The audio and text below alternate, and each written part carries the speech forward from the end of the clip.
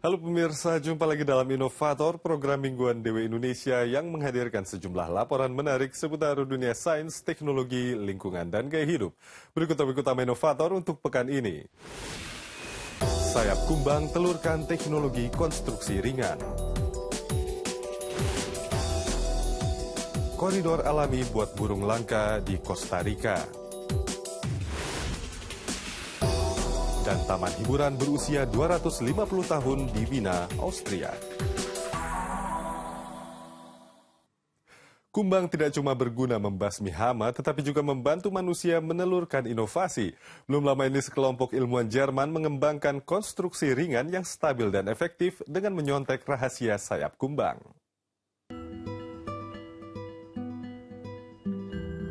Alam adalah perancang terbaik.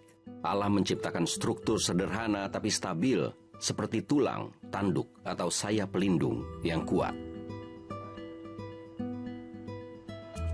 Di Institut Teknologi Karlsruhe, ilmuwan berusaha mengurai rahasia sayap kumbang dan mungkin suatu saat menggunakannya untuk mendirikan bangunan.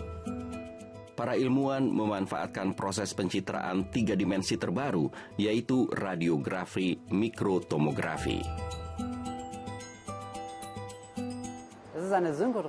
Ini adalah sumber pancaran sinkroton, elektron dimanfaatkan oleh magnet, dan memproduksi pancaran sinar X yang sangat intensif, digunakan untuk menciptakan citra resolusi tinggi. Karena radiasinya sangat berbahaya untuk makhluk hidup, kumbang digerakkan dengan tangan robot. Lalu dibuat video sinar X-nya. Semua prosedur diawasi dari ruang pengawas. Dari data yang didapat, peneliti menciptakan model dan menghitung citra 3 dimensi resolusi tinggi. Semua detail sebesar beberapa mikrometer pada sayap kumbang bisa dikenali.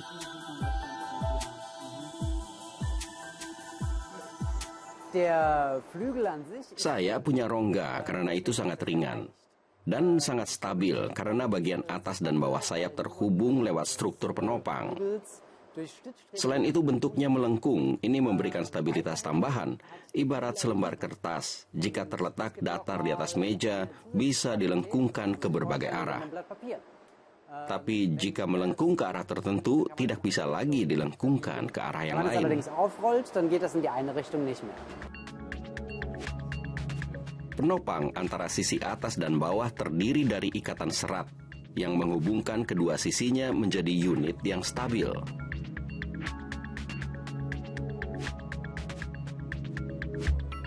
Para arsitek di Stuttgart meneliti prinsip rancang bangun ini dengan cermat dan mengembangkan sebuah prosedur teknis sesuai basis rancang bangunnya. Sayap kumbang terdiri dari chitin. Model para arsitek terbuat dari serat gelas dan karbon. Keduanya punya kesamaan, ringan dan stabil.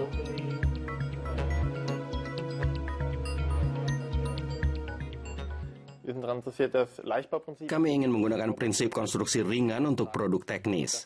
Ada 2 aspek yang sangat menarik. Pertama, hubungan serat antara sisi atas dan bawah. Kedua, geometri pada sayap melengkung dan memberikan kekokohan.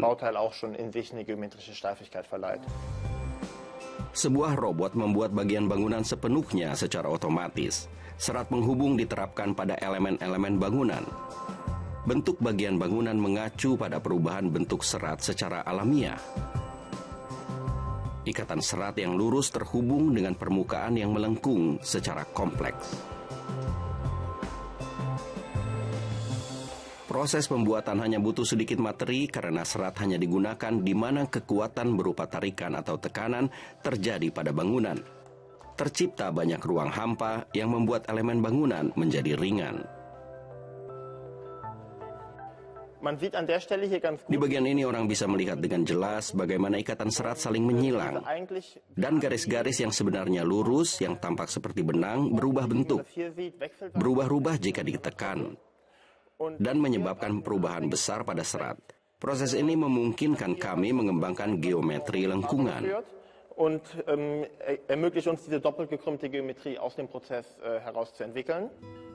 Dengan cara ini terbentuk konstruksi yang efisien dan stabil, konstruksi arsitektur yang sepenuhnya baru. Lembaga pendidikan Jerman sejak lama dikenal mampu menelurkan insinyur dan ilmuwan berkualifikasi tinggi layaknya bekas Presiden B.J. Habibie. Padahal konsep pendidikan di Jerman cukup sederhana. Selain teori, mahasiswa juga banyak melakukan praktik kerja komprehensif seperti halnya mahasiswa jurusan teknik penerbangan dan luar angkasa di Universitas RWTH Aachen berikut ini.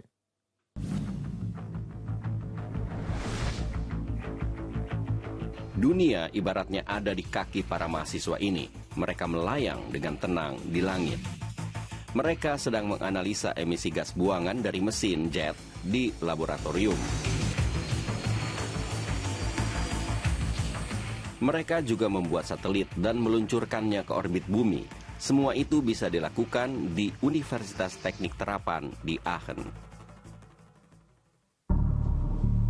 Pagi hari ada jadwal khusus bagi yang berniat membuat desain pesawat masa depan.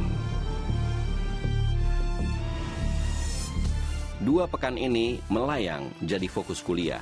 Ini lahan baru bagi para mahasiswa di bidang teknologi angkasa luar.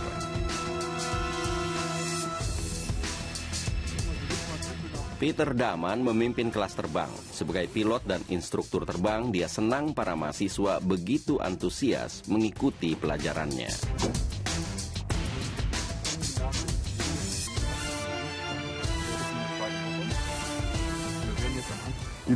Semua pesawat dicek secara teknis.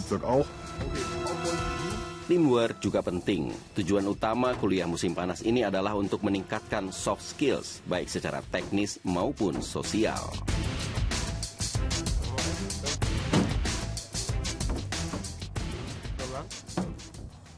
Latihan di kursus musim panas ini untuk menjadikan teori mekanisme penerbangan bisa dirasakan tiap orang.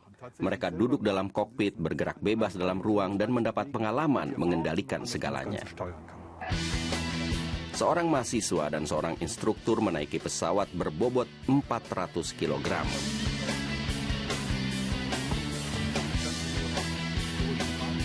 Di sini mahasiswa akan merasakan situasi yang tidak bisa diperoleh dari sebuah simulasi. Awalnya saya cek segalanya, kita harus bisa menyesuaikan diri dengan berbagai hal yang akan terjadi. Awalnya tidak lancar, tapi dengan cepat kami akan berada di udara. Di menara pengawas, petugas mengatur lalu lintas udara dan berhubungan lewat radio dengan pilot.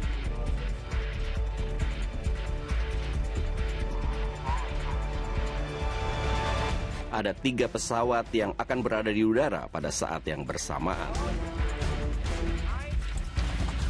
Peter Daman mengendalikan pesawat yang digerakkan baling-baling dan mencapai ketinggian 600 meter.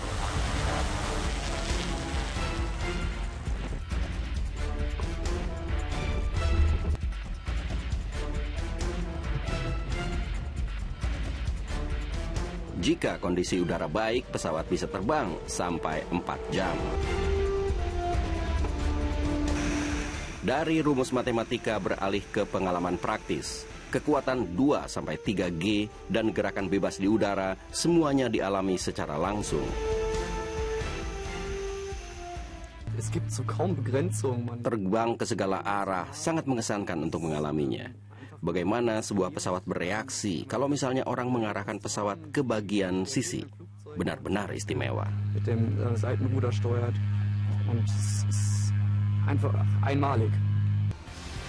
Para mahasiswa mendapat pengalaman bagaimana rasanya terbang.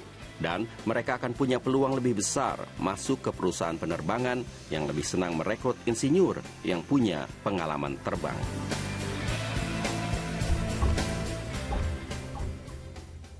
Pemirsa, jangan kemana-mana dulu karena inovator sesaat lagi akan hadir dengan laporan mengenai koridor alami untuk burung langka di Costa Rica. Tetaplah bersama kami.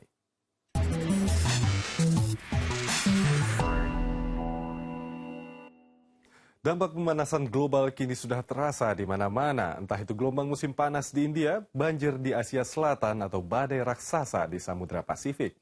Satwa pun ikut menderita, termasuk diantaranya 400 jenis burung langka di Taman Nasional Monteverde, Costa Rica. Kedua petugas Taman Nasional ini yakin harusnya makhluk itu berada di sini.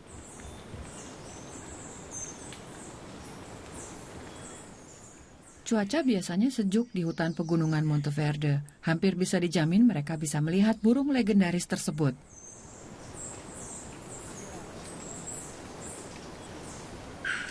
Burung Quetzal oleh suku Aztec dianggap dewa. Saat ini musim migrasi burung. Namun musim dingin terlalu hangat. Burung tidak bisa terbang membangun sarang di tempat lebih tinggi lagi dan tidak bisa mencari makan.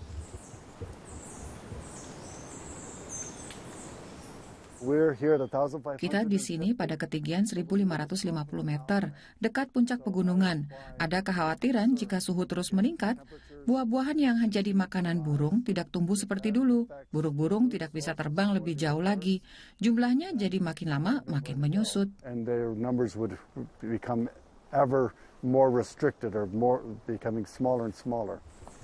Dari kecil, Ricardo Gidon hidup di Taman Nasional ini. Dia mengenal seluruh 400-an spesies burung yang endemik di sini, termasuk pergerakannya. Pada musim semi mendatang, sejenis burung penting untuk kawasan ini.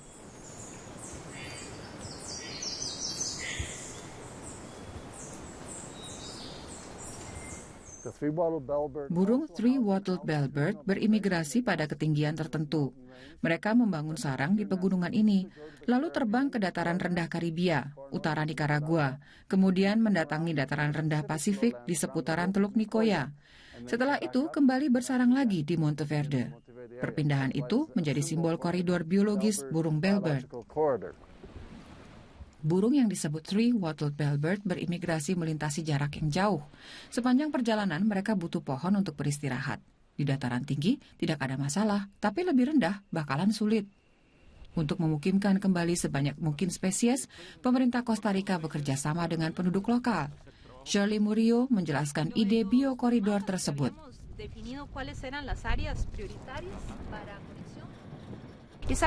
Gagasannya menghubungkan area hutan pegunungan dengan hutan bakau di pantai.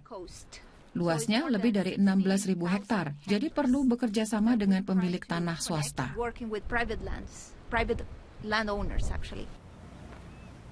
Ini adalah salah satu dari 128 koridor penghubung yang akan diterapkan di seluruh negeri. Seperempat negara Costa Rica adalah kawasan cagar alam, terbagi menjadi beberapa daerah kecil. Untuk membangun jaringan, semua harus terhubung, juga perlu mengajak pemilik perkebunan besar bekerja sama. Mereka harus menyerahkan sebagian tanah mereka dan menanam pohon di sana-sini. Yang menarik dari konsep koridor alami burung di Costa Rica ini adalah aspek penerapannya yang meliputi seluruh negeri. Tidak mengherankan jika negeri makmur di Laut Karibia itu memiliki reputasi mentereng dalam perlindungan lingkungan. Reboisasi juga dilakukan di ujung biokoridor, yakni di hutan pantai Pasifik. Di Isla Venado yang baru-baru ini menjadi titik utama wisata ekologis. Ana Reyes bangga akan pulaunya. Ia ramah menyambut siapapun yang berkunjung. Proyek memandu turis ini disebut Paraíso Escondido, surga yang tersembunyi.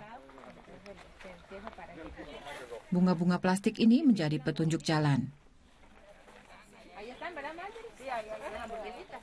Yang membuat pembibitan di sini sukses, bakau tumbuh dengan sendirinya. Ini adalah pohon bakau merah yang terutama tumbuh di sini dan itu adalah salah satu proyek penghijauan. Pertumbuhannya luar biasa, mencapai 100%. Para perempuan ingin melindungi hunian mereka. Jika permukaan laut terus naik, bakau memberikan perlindungan terhadap erosi pantai dan gelombang pasang. Dalam beberapa tahun, tanaman ini bisa mencapai tinggi 20 meter.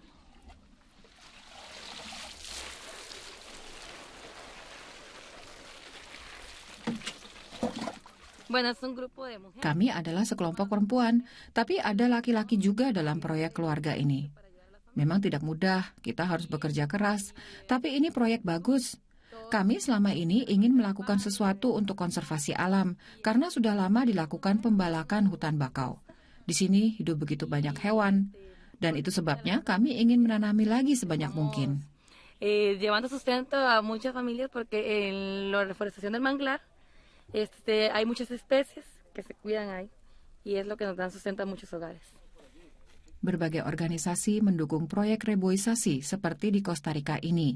Di antaranya, Inisiatif Masyarakat Jerman untuk Kerjasama Internasional GIZ dan perusahaan dari Bayern. Di Kosta Rika dikembangkan budidaya udang untuk pasar Eropa dengan dukungan dari pemerintah. Dengan begitu, udang tidak perlu ditangkap dari perairan alami. Perusahaan menangkarkan udang di sini dan mengimpornya ke Jerman.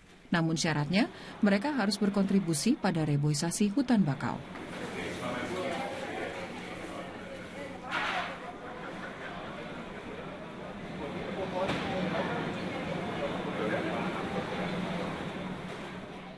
Pantai Pasifik merupakan salah satu persinggahan migrasi burung three-wattled bellbird.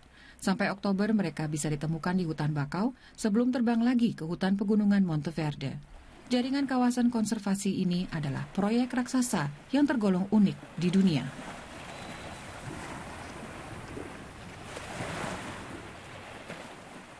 Laporan inovator terdahulu dapat Anda tonton ulang melalui media center situs dwt.com/Indonesia. Nah pemirsa, usai jeda berikut segmen Gaya Hidup Inovator akan menghadirkan laporan mengenai taman hiburan yang telah berusia 250 tahun di Vienna, Austria. Nantikan laporannya sesaat lagi. Tema-tema yang menggerakkan manusia. Informasi yang menautkan mereka. Pendapat dari Anda. DW di Facebook dan Twitter. Aktual dan jelas.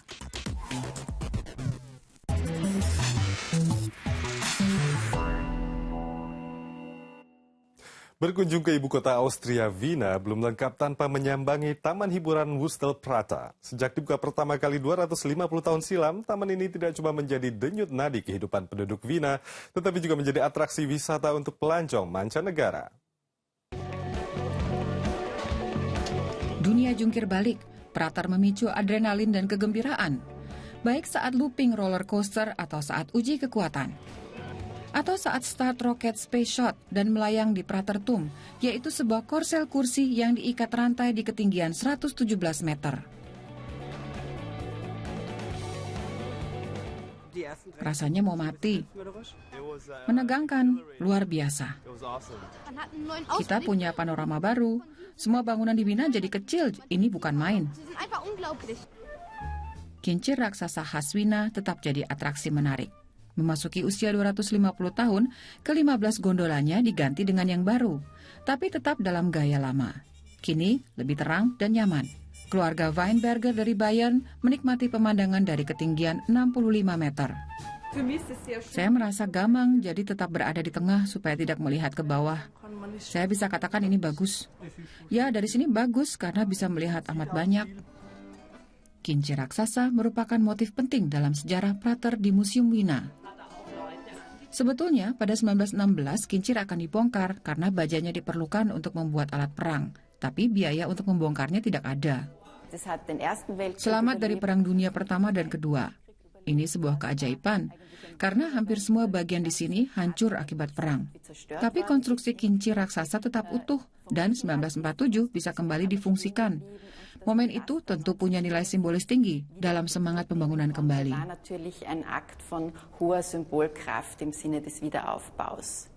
Daya tarik dari tiap kurun waktu seolah hidup lagi di sini. Prater juga selalu dijadikan motif seni budaya buat para penulis, komponis, dan pelukis.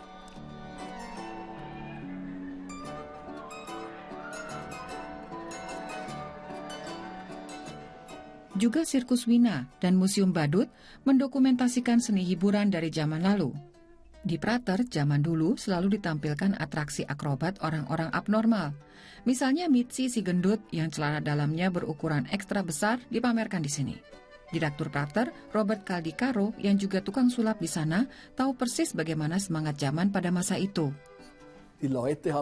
Orang tidak bisa melihatnya dari media bergambar atau televisi, saat itu belum ada. Semua harus ditonton live di Prater. Orang abnormal ini juga menarik keuntungan. Dengan ditonton, mereka bisa menafkahi keluarganya. Sekarang Prater dimodernisir dengan atraksi baru, misalnya Snow Ride interaktif di Kutub Selatan. atau yang paling modern apa yang disebut skydive dalam kanal udara.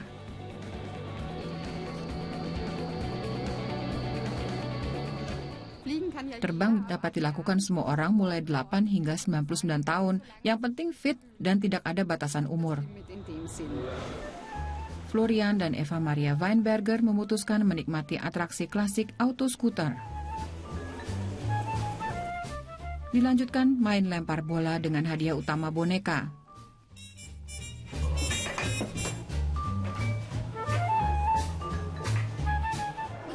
Saya ingin menang boneka naga, sayangnya gagal.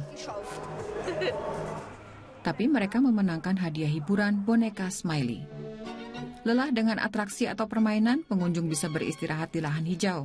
Sebuah taman alami seluas 6 km persegi di dekat Taman Hiburan Prater. Di sini, warga Wina bisa menikmati waktu luangnya seperti yang selalu dilakukan sejak 250 tahun lalu.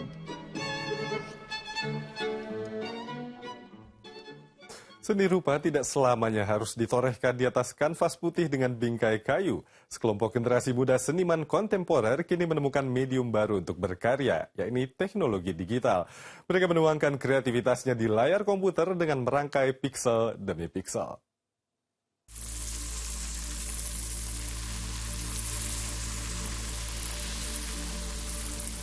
Sebuah lanskap tiba-tiba melebur pada monitor raksasa. Karya seni klasik mengalami dekonstruksi.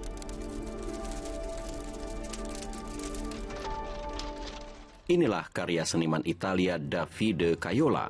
Lahir di sebuah keluarga seniman di Roma, dia sejak remaja berinteraksi dengan berbagai ikon seni. Seniman berusia 34 tahun ini juga tumbuh dalam era komputer. Kesan seni klasik sangat membekas. For me, historical artwork. Karya seni bersejarah dengan ikon kecantikan sempurna yang terus-menerus bisa dipelajari. Bagi saya ini menarik untuk dilihat dari sudut pandang baru. Of how such an old object could be looked again in new ways. Kekagumannya pada pelukis klasik seperti Diego Velázquez tidak hanya membawa dia berkunjung ke museum terkenal di Madrid, Museo del Prado. Sejak 2009, museum ini memamerkan 14 karya seni terpenting dalam koleksinya di internet dalam citra resolusi tinggi. Pameran virtual ini terlaksana berkat kerjasama dengan perusahaan mesin pencari Google. Misalnya karya Diego Velázquez ini.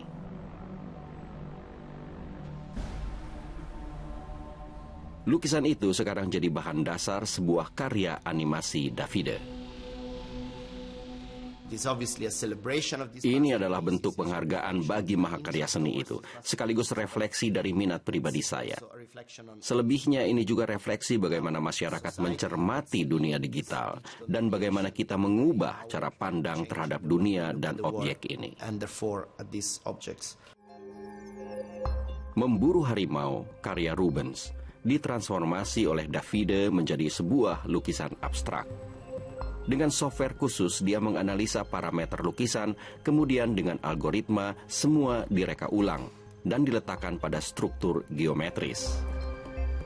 Inilah kolaborasi antara seni klasik dengan estetika digital. My relationship with technology, Teknik digital bukan hanya sekedar instrumen, melainkan sebuah kolaborasi. Saya mengembangkan program komputer. Ini sebuah proses menemukan sesuatu dengan teknologi.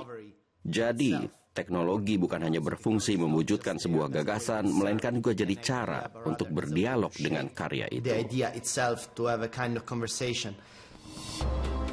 Di studionya, Factum Arte di Madrid, Davide membuat patung baru.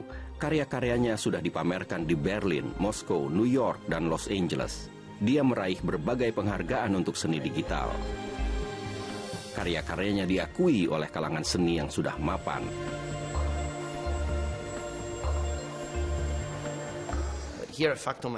Di Factum yang mengagumkan adalah mereka menggunakan teknologi baru dengan sistem produksi digital yang digabung dengan sentuhan akhir berteknik tradisional. Jadi kombinasi keduanya. Karya seni ciptaan Davide tidak hanya terbatas pada patung dan cetakan. Dia juga membuat proyek instalasi. Proyek terbarunya adalah robot pematung yang ditampilkan di Berlin. Dan di sini, digital dan analog tidak punya batasan lagi. Generasi baru digital natives tumbuh dalam teknologi ini, sebuah subjek untuk dieksplorasi. Karya seni ciptaan Davide Caiola sangat dekat dengan era masa kini dalam zaman peleburan antara dunia virtual dan dunia real. Pemirsa, buat Anda yang ingin menyimak laporan-laporan menarik lain secara ringkas lewat smartphone, Anda bisa mengunduh aplikasi Deutsche Welle di App Store atau Google Play. Maka demikianlah Inovator untuk kali ini. Di situs dw.com/inovator Anda bisa menemukan sejumlah artikel dan laporan menarik lainnya seputar sains, teknologi, dan kehidupan di Jerman atau Eropa. Video-video inovator paling menarik juga bisa Anda tonton ulang di kanal YouTube kami, DW Indonesia. Anda pun bisa bergabung bersama kami di jejaring sosial Twitter dan Facebook untuk mendapatkan sejumlah informasi terkini. Terima kasih atas kebersamaan Anda untuk kali ini. Sampai jumpa dan salam.